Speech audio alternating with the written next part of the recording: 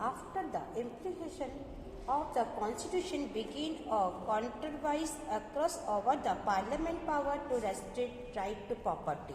The Parliament wanted to put some restrictions on the right to uphold property so that the land reformer could be implemented. The court held that the Parliament cannot thus restrict fundamental right. The Parliament then tried to amend the Constitution, but the court said that even through an amendment, fundamental right cannot be upheld. The following issues were the center of the controversy between the Parliament and the judiciary. What is the scope of the right to property,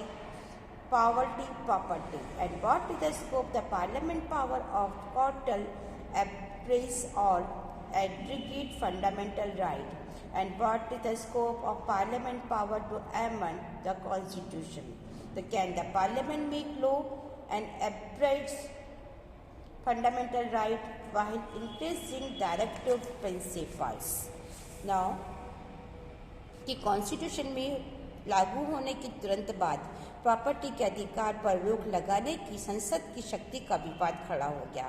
संसद संपत्ति रखने के अधिकार पर कुछ restrictions लगाना चाहती थी, जिसमें लैंड रिफॉर्मर को लागू किया जा सकता था। तो कोर्ट ने निर्णय दिया कि पार्लियामेंट हमारे फंडामेंटल राइट्स को सीमित नहीं कर सकती है, उसकी कोई लिमिटेशन नहीं लगा सकती है।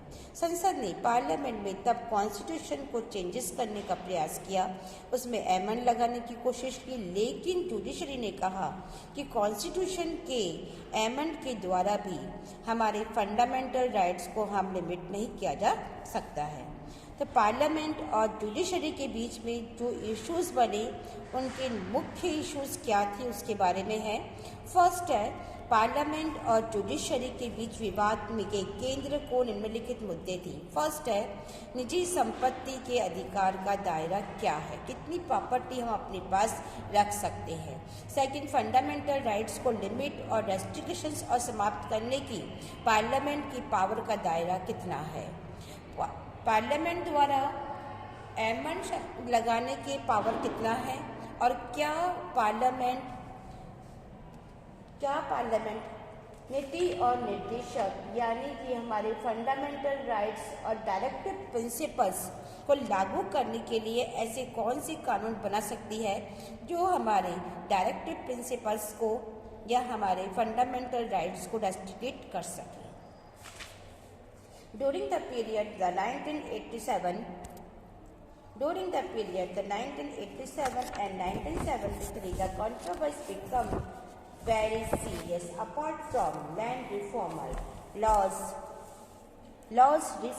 reinforcing preventive and law governing reservation in job, regulation including private property for public purpose, and laws deciding the compensation for such acquisition of private property were some instance of the conflicts.